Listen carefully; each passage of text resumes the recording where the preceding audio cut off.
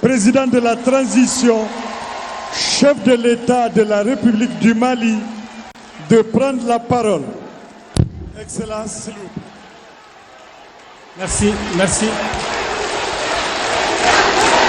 Merci.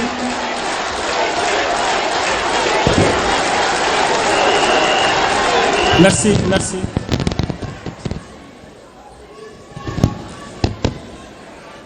Excellence, le général de brigade Abdourahmane Tiani, président du Conseil national pour la sauvegarde de la patrie, chef de l'État de la République du Niger, chers frères.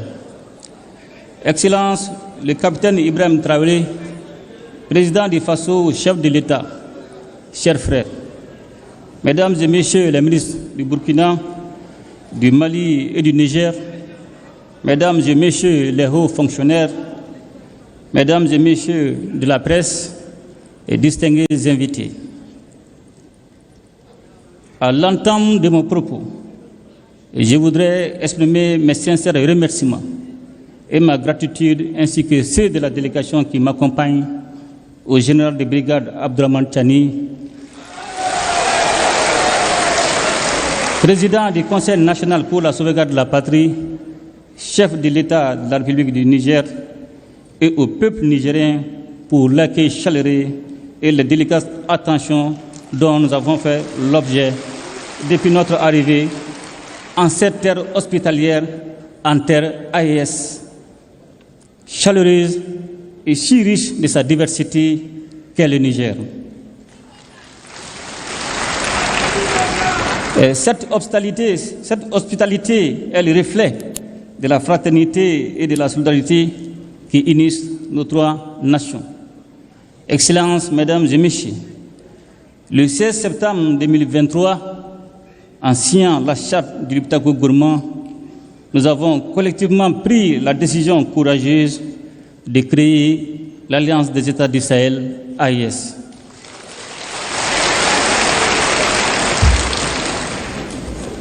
Dès les premiers jours qui ont suivi cet événement historique, les résultats ont été visibles sur le terrain.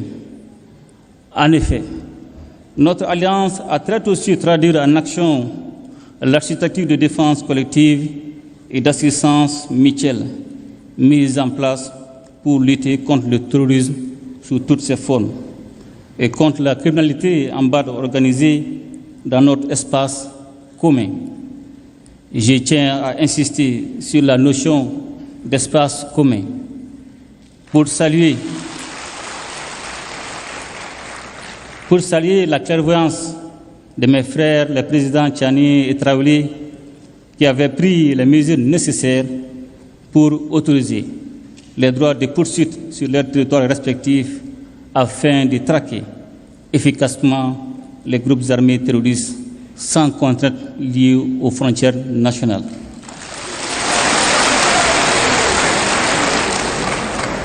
La dimension sécuritaire à l'origine de la création de l'AES est parfaitement prise en charge par nos forces de défense et de sécurité qui opèrent en totale complémentarité face aux attaques terroristes. Nos forces se projettent désormais en posture offensive pour neutraliser ces groupes sans foi ni loi. L'engagement et la détermination de nos hommes et femmes au combat forcent notre fierté, notamment au vu du recul indéniable de l'insécurité dans l'espace AIS. La meilleure illustration de cette avancée sécuritaire est le retour de l'État, des administrations et des populations dans des localités longtemps, bien trop longtemps occupées par les groupes armés terroristes appuyés par leurs sponsors extérieurs. Ainsi, aujourd'hui, il est évident que la paix a changé de camp. Pour preuve, nous assistons régulièrement à des actes de reddition d'éléments terroristes qui déposent les armes devant nos armées nationales. La mise en place de la force conjointe des États du Sahel en mars 2024 est le symbole de notre unité d'action et de notre détermination à protéger ensemble nos populations et à préserver notre souveraineté. Excellences, Mesdames et Messieurs, j'ai parlé un peu plus tôt des droits de poursuite qui, le temps des opérations antiterroristes, abolissent les frontières entre nos trois États. Et je voudrais profiter de cette occasion pour aborder l'un des autres aspects essentiels de notre alliance commune, celui de la libre circulation des personnes et des biens. Trop souvent, les populations de nos États respectifs ont entendu prôner le principe de cette libre circulation sans qu'il ne soit une réalité vécue. Tant les tracasseries administratives et routières ont dévoyé cette ambition. D'ailleurs, je sais qu'avec mes frères, les présidents Tchani et Traoré, nous ne dirons bientôt plus les populations respectives de nos pays, mais plutôt nos populations AES. Car l'AES que nous sommes en train de mettre en place est d'abord et avant tout l'AES des peuples. Une AES dans laquelle les Burkinabés et les Nigériens seront chez eux au Mali et inversement, sans aucune forme de barrière bureaucratique. Cette liberté de circulation sera sous-tendue par une accélération des investissements dans le domaine des infrastructures routières et ferroviaires et aériennes et dans celui des nouvelles technologies de l'information et de la communication.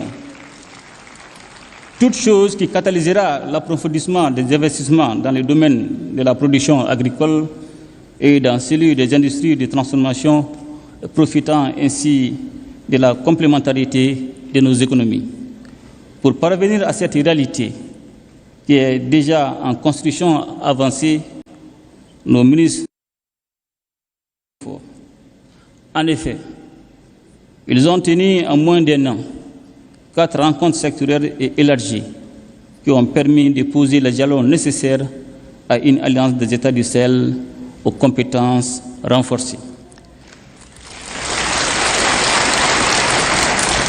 Les ministres chargés de l'économie et des finances ont ouvert la voie à la coordination dans le domaine du développement économique en formulant à Bamako, le 25 novembre 2023, des recommandations pertinentes en vue d'un développement harmonieux de l'espace AES.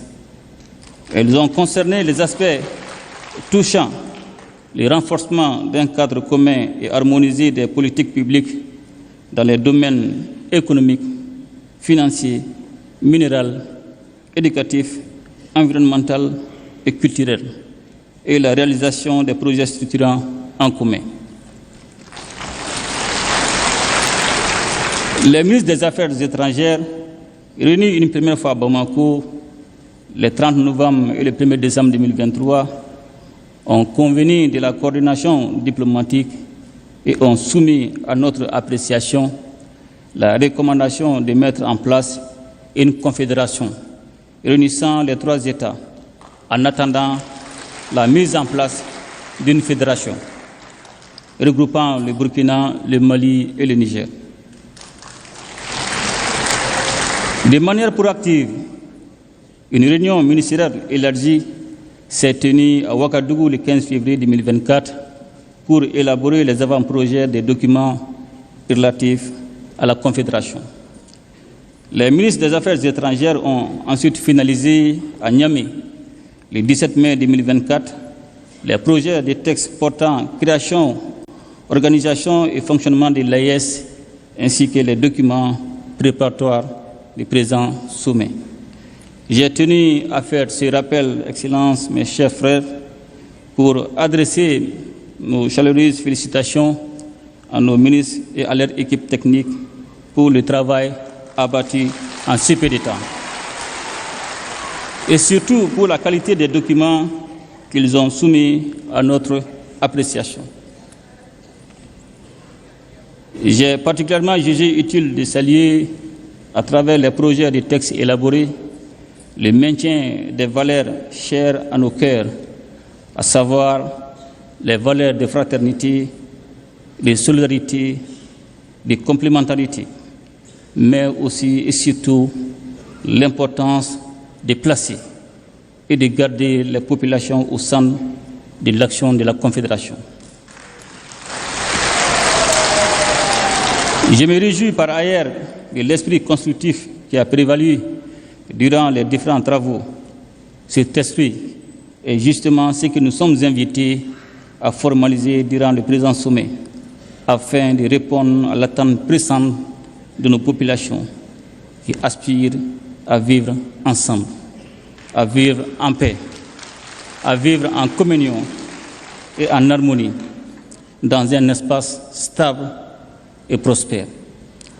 Excellences, Mesdames et Messieurs, ce premier sommet de l'AES est l'occasion de réaffirmer notre solidarité et notre soutien mutuel.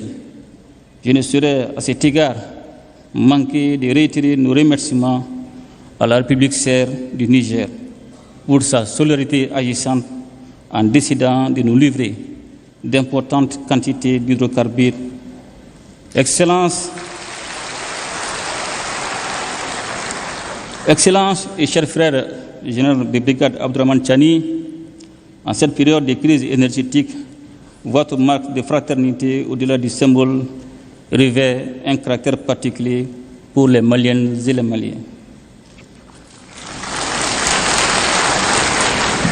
Il nous appartient désormais de renforcer ces liens stratégiques entre nos trois États pour surmonter ensemble les défis auxquels nous faisons face.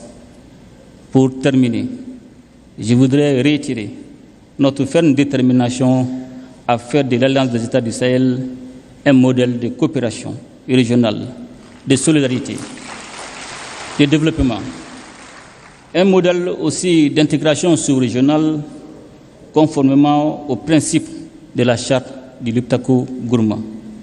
Excellences, Mesdames et Messieurs, nous honorons aujourd'hui à Niamey notre rendez-vous avec l'histoire pour faire revivre avec notre confédération l'esprit d'unité voulu par les pères fondateurs du panafricanisme. En assumant notre part de responsabilité et de leadership dans cette œuvre exaltante et indispensable pour la région du Sahel, voire au-delà. Vive l'Alliance des États du Sahel, vive la solidarité entre nos peuples. Je vous remercie.